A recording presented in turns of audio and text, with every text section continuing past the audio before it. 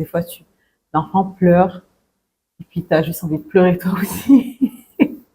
J'ai juste perdu tout ça. C'est tombé en une nuit.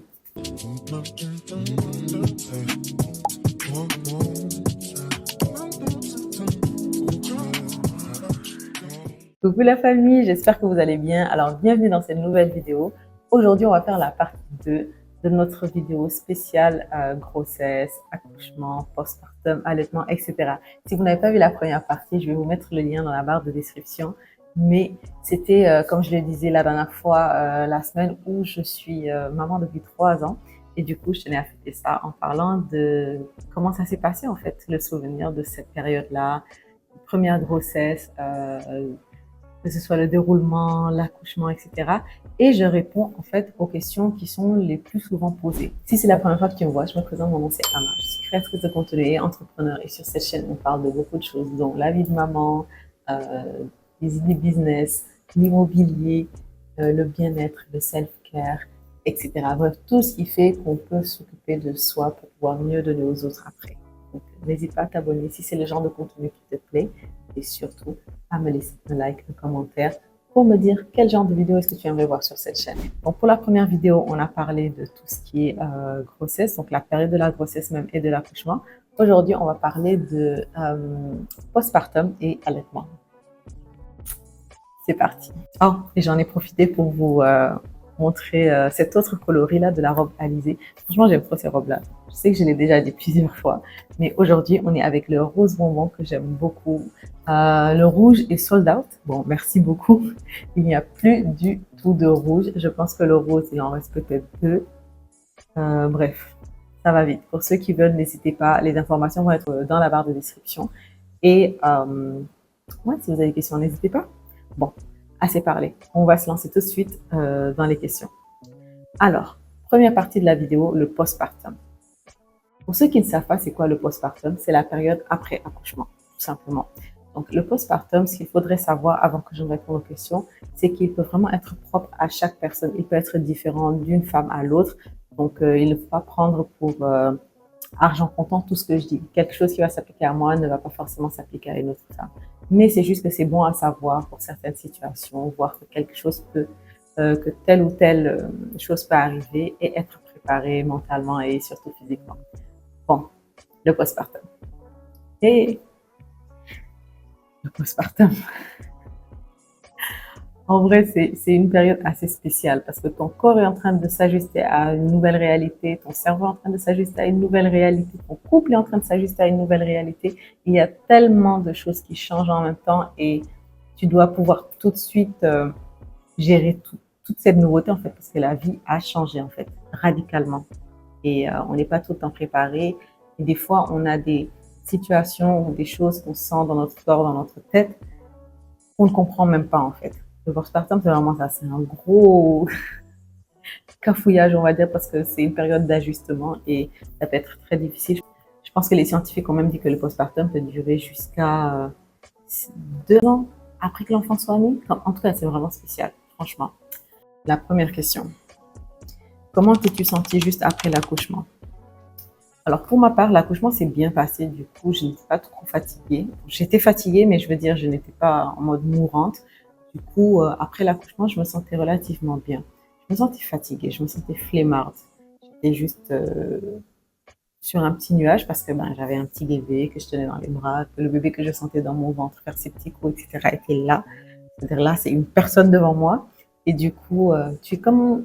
C'est un peu foggy, comment je dis ça? C'est comme si tu es un petit peu dans un brouillard. En même temps, ton corps s'est relâché par rapport à toute la pression qu'il y avait sur les derniers jours où le bébé il pèse dans le bas-ventre et puis il est là, quoi, il est prêt à sortir. Donc il y a une tension qui s'accumule dans le corps. Et une fois que tu as accouché, c'est comme il y a un release, on va dire. Donc après l'accouchement, je me sentais relativement bien. Je me sentais un peu dans un brouillard. Après, ce qui est bien, c'est que mon entourage était très bienveillant.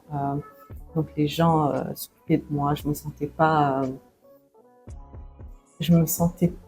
obligée de me lever tout de suite et pouvoir continuer la vie, quoi. J'avais le temps de souffler, de m'occuper de bébé, apprendre ces nouveaux petits détails, comme par exemple, je devais apprendre à la laver, Je devais apprendre à bien la tenir, changer les couches, etc. Donc, c'était quelque chose. Et pourtant, j'ai quand même une petite sœur que j'ai 10 ans plus qu'elle. Et donc, je me rappelle que quand elle était bébé, je changeais ses couches, je m'occupais d'elle et tout. Mais c'est comme si, quand j'ai eu un bébé, j'avais l'impression que, purée, j'ai tout oublié. Je ne sais pas quoi faire. Et d'ailleurs, je me rappelle que j'ai eu un petit accès de panique juste vers la fin. Je me suis dit, purée, l'enfant va venir, je ne sais même pas comment je vais lui donner le bain. Je ne sais pas comment je vais pouvoir gérer ça. Et j'ai commencé à avoir un peu peur et mon mari m'a rassurée. Mais en gros, c'est ça. J'étais vraiment un peu dans un brouillard, mais je m'ajustais, mais en même temps, je ne me sentais pas dans une pression à devoir tout de suite tout gérer. Donc l'entourage est extrêmement important. Quand on vient d'avoir un enfant et pendant la grossesse d'ailleurs, ça peut faire une très grosse différence sur le postpartum et sur la façon dont on le vit en tant que femme. Donc si vous êtes dans l'entourage d'une femme enceinte ou d'une femme qui vient d'avoir un bébé, franchement pensez-y, ça fait tellement une différence. Ça joue énormément aussi bien sur le plan psychologique que physique. Parce que ce que je remarque pendant la grossesse et même après, tout ce qui se passe dans ta tête se répercute dans ton corps. Enfin, même en temps normal, mais c'est plus accentué pendant la grossesse et pendant la période postpartum, on va dire. Donc, ça peut vraiment faire une grosse différence. As-tu fait une dépression postpartum? Alors, pour ma part, je ne pense pas. J'ai eu des périodes down, mais carrément une dépression, je ne pense pas, parce que vraiment, j'étais accompagnée, comme je l'ai dit tout à l'heure. Mais je sais qu'il y a des gens qui ont souffert de ça, on m'en avait parlé, du coup, j'appréhendais beaucoup, j'avais peur que ça m'arrive. Mais c'est vrai qu'il y avait des petites périodes, pas tout juste après l'accouchement, mais les mois qui ont suivi, il y a des moments où, je sais pas, ton corps est juste, tu te sens fatigué, bon, parce que tu manques de sommeil, bébé peut-être toutes les 1 heure ou 2 heures, surtout quand tu es dans l'allaitement exclusif. Moi, j'étais dans l'allaitement exclusif tout le long d'ailleurs, jusqu'à ce que ma fille arrête de téter. Mais je sais qu'à un moment donné, le fait de ne pas juste avoir un 4 à 6 heures où tu dors juste sans interruption, à un moment donné, ça joue sur le mental, ça joue sur le physique et tu commences des fois, l'enfant pleure et puis tu as juste envie de pleurer toi aussi.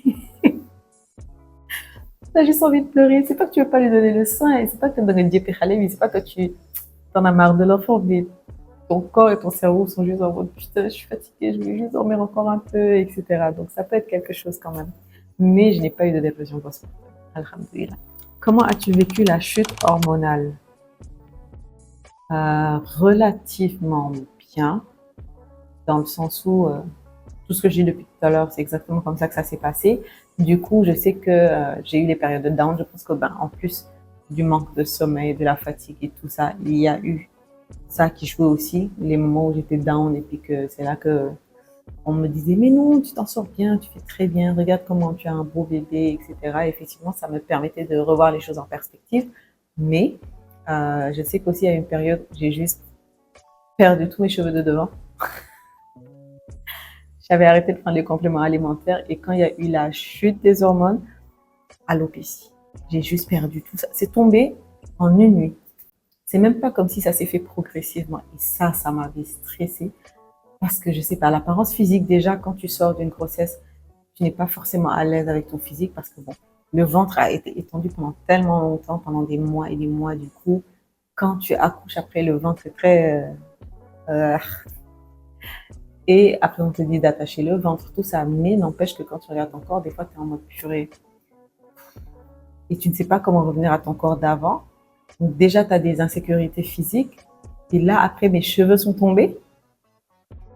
Laisse tomber. J'étais tellement paniquée. Et ça a joué psychologiquement. Je me sentais pas bien moi-même. Je me sentais pas bien dans mon corps. Mais ça n'a pas duré longtemps. Encore une fois, pour moi, c'était des phases. Et pourquoi c'était des phases? C'est parce que l'entourage a joué un rôle crucial. J'étais bien entourée, franchement parlé. Et pourtant, je n'avais pas de nounou ou quoi que ce soit, mais je parle vraiment de l'entourage. Et ma sœur, par exemple, il y avait ma mère, il y avait mon père, il y avait mon mari. Il y avait tout un petit village, quoi, pour moi, en fait.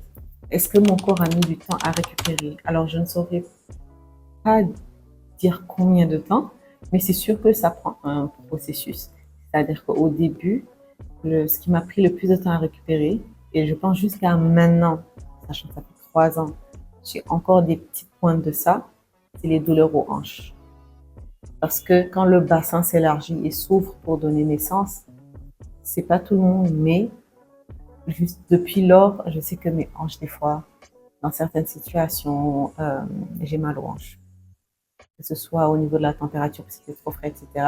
Mais c'est vraiment spécifiquement les endroits où j'avais mal quand j'avais le bébé dans le ventre et que on était proche de l'accouchement. Du coup, je sais que c'est un effet postpartum, on va dire.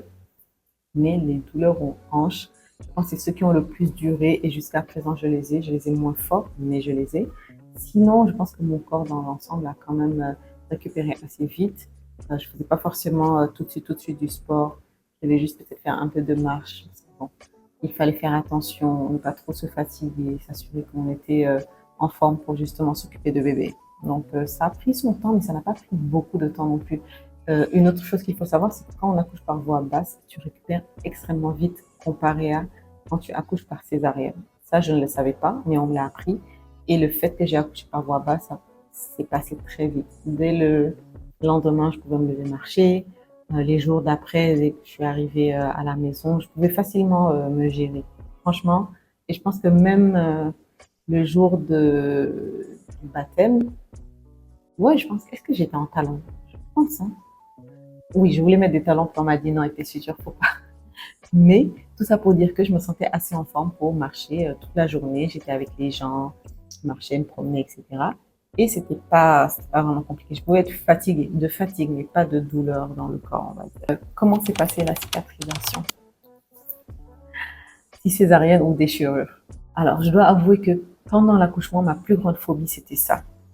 Alors, j'ai une cousine, elle va se reconnaître si elle regarde cette vidéo, qui, quand c'était il y a très longtemps, elle a eu son bébé. On est assez proches en âge, mais elle est plus âgée que moi. Elle a eu son bébé, elle m'avait expliqué qu'elle a eu une déchirure. Donc, c'était par voie basse, c'était pas par césarienne, mais elle a eu une déchirure. Et quand elle m'a expliqué comment s'est passée sa déchirure, et où on lui a mis les points de suture, et comment elle faisait pour aller faire pipi, pour aller aux toilettes, ça m'avait tellement traumatisée. Parce que pour moi, j'essayais d'imaginer sa douleur dans ces endroits-là. Je redoutais plus que tout les déchirures et les épisiots. Pour ceux qui ne savent pas, épisio, c'est des fois, le médecin a besoin d'ouvrir, excusez-moi, mais c'est la réalité de l'accouchement. Des fois, le médecin a besoin d'ouvrir pour aider le bébé à mieux sortir. Alors, moi, ça m'est arrivé. Mais ce qu'il faut savoir, c'est que quand il est en train d'ouvrir, tu le sens pas. En vrai, là, je le raconte comme ça. Il dit, purée, comment ça, on est en train d'ouvrir avec un scalpel et puis tu sens pas? Non, vraiment, tu le sens pas parce que entre le bébé qui est en train de sortir et les contractions, franchement, tu ne sens pas pendant qu'on est en train de couper. Tu sens rien. J'ai rien. J'ai senti qu'on est en train de couper, mais j'ai senti aucune douleur. Zéro, nada, niet. Tu sens rien. Donc, rassure-toi. Si c'est quelque chose qui va arriver, tu ne sens pas. Et après, bien sûr, il a fallu faire un point ou deux. Mais pour ma part, il y a eu l'épisio et il y a eu une petite déchirure. Comment ça se passe? C'est qu'après, bon, le médecin te fait les points de suture, etc. Et j'avais tellement peur. Et si je vous raconte comment j'avais peur, c'est que je me rappelais de ce que ma cousine avait dit. Pendant l'accouchement, je me suis rappelée du médecin qui m'a dit on va faire une épisio. Donc déjà dans ma tête, j'étais en mode non, pas ça, c'est tout ce que je ne voulais pas. Mais bon, après, j'étais en plein dans l'accouchement, du coup, je suis pas restée dessus. Mais après, dans la salle de réveil, j'étais là, mon mari est venu, puis j'ai eu envie de faire pipi. J'ai commencé à pleurer. Pas de douleur, hein. J'ai juste commencé à pleurer. J'ai éclaté en sanglots. Mon mari m'a dit, mais qu'est-ce qu'il y a? Pourquoi tu pleures? J'ai dit, j'ai envie de faire pipi. Il me dit, qu'est-ce qu'il y a? Ça te fait mal? J'ai dit non, mais je vais avoir mal. Tout simplement parce que je me rappelais de ce que ma cousine m'avait raconté. Et j'étais en mode purée, je vais avoir tellement mal. Je ne veux pas dealer avec la douleur après l'accouchement encore. Et il m'a rassurée comme il pouvait. Après, l'infirmière est venue, puis on est allé. Je suis allée pour faire pipi. Je vous jure, j'ai quasiment rien senti. Quand on vous dit que des fois tout est dans la tête, j'ai quasiment rien senti. Puis quand j'ai fini de faire pipi, j'étais en mode, oh, ça va, c'est passé. Mais quand je vous dis j'ai pleuré, pendant l'accouchement, j'ai pas pleuré. Pendant le travail, j'ai pas pleuré. J'ai pas pleuré de tout le long. Mais ça, là, juste à l'idée que j'allais avoir mal à ce point, sans réaliser que je venais de faire un accouchement, j'ai pleuré toutes les larmes de mon corps pour finalement me rendre compte que c'était juste dans ma tête et que ce n'était pas si grave. Donc, des fois, il ne faut pas intérioriser les mauvaises expériences des autres. Ça peut vraiment jouer négativement dans notre morale, dans notre tête, donc physiquement. Et du coup, c'est ça. Donc ça, c'est la première partie. Deuxième chose, c'est que j'ai cicatrisé très bien. Il fallait que je fasse attention, bien sûr. On te donne des médicaments pour la douleur, on te donne des médicaments pour la cicatrisation et tout. Donc ça s'est très bien passé. De nos jours, ben, les médicaments sont très efficaces. Je pense que tout a cicatrisé très vite. Et bon, maintenant, c'est les points de suture qui tombent naturellement du coup après c'est tout seul. Vraiment tranquille quoi. Je pense que j'ai cicatrisé au bout de un mois max, 2, 3 semaines. Oui, franchement, c'est allé très très très vite. Je m'attendais pas, mais c'est allé vite.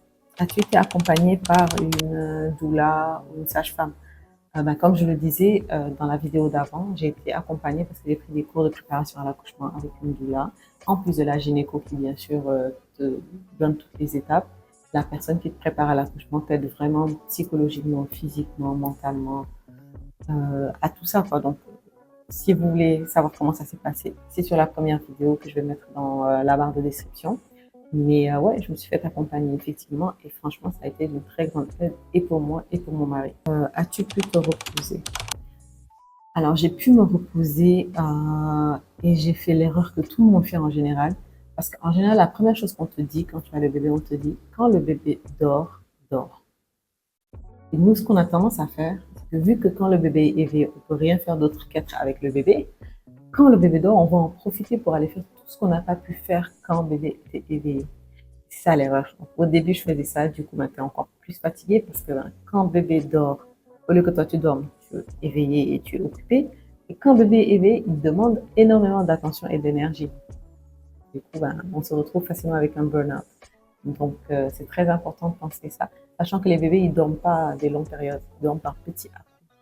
2 heures, 3 heures, des choses comme ça. Après, ça dépend de chaque bébé, bien sûr, mais c'est pour vous dire que c'est vraiment une erreur qu'on a tendance à tous faire comme bon, bébé dort, je vais prendre du temps pour moi, ou je vais essayer de faire ça que je voulais faire. Non, franchement, juste dort. Et si votre entourage peut vous enlever toutes les charges aux alentours, c'est-à-dire que bon, pendant que bébé dort, je vais aller faire la vaisselle. Pendant que bébé dort, je vais aller, je sais pas moi, ranger la chambre. Si quelqu'un, le mari ou quelqu'un peut vraiment s'occuper de ça, juste que tu ne... Parce que, effectivement, on le fait pas par gaieté de cœur, c'est juste qu'on se dit, purée, il y a des choses à faire et il faut les faire quand même, même si bébé est là. Et donc, si on t'enlève pas cette charge-là, tu as tendance à te overload, en fait, à te mettre trop de charge. Et c'est là que le corps a du mal à récupérer parce qu'on est trop fatigué, on a une charge mentale, du coup, on a une charge physique, après, on se sent pas bien, du coup, la dépression postpartum peut être exacerbée à cause de ça. Bref, il y a tellement de choses. Encore une fois, je reviens sur l'entourage. Si c'est possible, d'avoir un entourage vraiment qui est bienveillant et qui est sain et qui comprend que tu as donné la vie, que tu as failli mourir et que ça prend du temps pour guérir de ça et pour revenir à la normale. Quel conseil donnerais-tu à une nouvelle maman?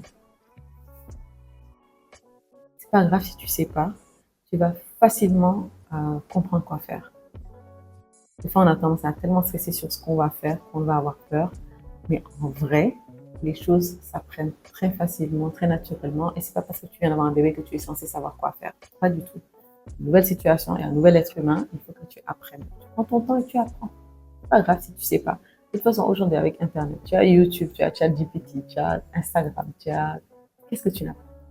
Donc, pas de stress. Si tu vas avoir un bébé, pas de stress. Même si tu es seul, pas de stress. Tu vas pouvoir tout trouver sur Internet. En vrai, pas de stress. Bon, j'allais finir la vidéo ici, puis je me suis rappelé qu'il y a la partie allaitement.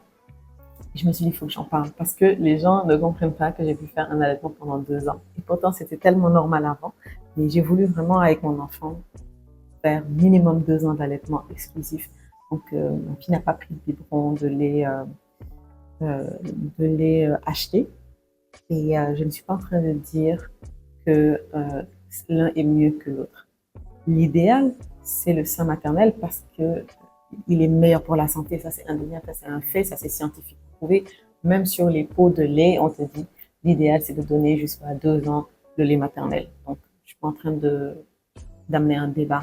Mais par contre, je sais que des fois, il y a des gens qui n'ont pas la possibilité, en fait, d'allaiter exclusivement tout le temps. Parce que toutes les femmes ne peuvent pas faire ça. Toutes les femmes n'ont pas le lait pour. Il y a tellement de situations qui font qu'on peut ne pas pouvoir allaiter. Je dis juste que moi, Franchement, pour moi, c'était un défi, c'était un challenge d'allaiter mon enfant pendant 2 ans. Sachant que je ne travaillais pas en entreprise. Donc, j'étais à la maison et donc je savais que je pouvais le faire. Mais après, le plus dur, c'était plus la volonté, le temps que ça prend, les limites que ça t'impose parce que tu ne peux plus sortir comme tu veux. Tu as vraiment, tu es tout avec ton bébé quasiment. Peut-être souvent. Après, bon, il fallait utiliser le tire-lait, etc. Mais j'étais dans une situation où je ne pouvais pas tout le temps tirer du lait. Et du coup, l'idéal, c'était de donner à mon enfant directement au sein. L'allaitement. Est-ce que j'ai allaité dès la naissance? Oui. Ça s'est bien passé. D'ailleurs, j'étais choquée parce que la première fois que l'enfant tète, je dis, il y a un enfant qui vient de naître là. Comment il peut avoir la force comme ça là dans sa bouche? J'étais choquée. Franchement, ça m'a juste choquée. La force de succion d'un nouveau-né est incroyable. Ça faisait mal, oui. La montée de lait, comment ça s'est passé? Ben, au début, ça fait bizarre. Comme si tu sens de l'électricité un peu partout. Je sais pas comment expliquer la sensation. Tu sens de l'électricité qui est un peu partout dans les seins, puis après, le lait commence à couler. Franchement, si, Dieu est trop fort. Un miracle, je vous dis. Donc, oui, j'ai allaité dès la naissance. La montée de lait s'est bien passée. C'était douloureux au début, franchement, parce que l'enfant était extrêmement fort. Moi, j'ai eu de la chance, mes seins étaient déjà, comment je dis, le lait coulait déjà avant que l'enfant ne naisse. J'ai commencé à avoir des petites coulées avant que l'enfant ne naisse, du coup, c'était pas compliqué. J'ai eu des douleurs, il fallait souvent masser le sein, etc. Dès que j'avais une montée de lait, je donnais à l'enfant pour téter parce que sinon, ça commençait à faire très mal. Des fois, quand le sein est tellement gonflé, quand le sein est très gonflé, il commence à faire limite des bosses tellement c'est gonflé de lait. Et si l'enfant ne tète pas, ça fait très mal. Je pense qu'ils appellent ça l'engorgement. Donc, faut faire attention à ça. Est-ce que j'ai utilisé un tire-lait? Oui, j'ai essayé au début, mais après mon tire-lait s'est pété. D'ailleurs, c'était un tire-lait électrique que j'avais acheté. Il s'est gâté très vite.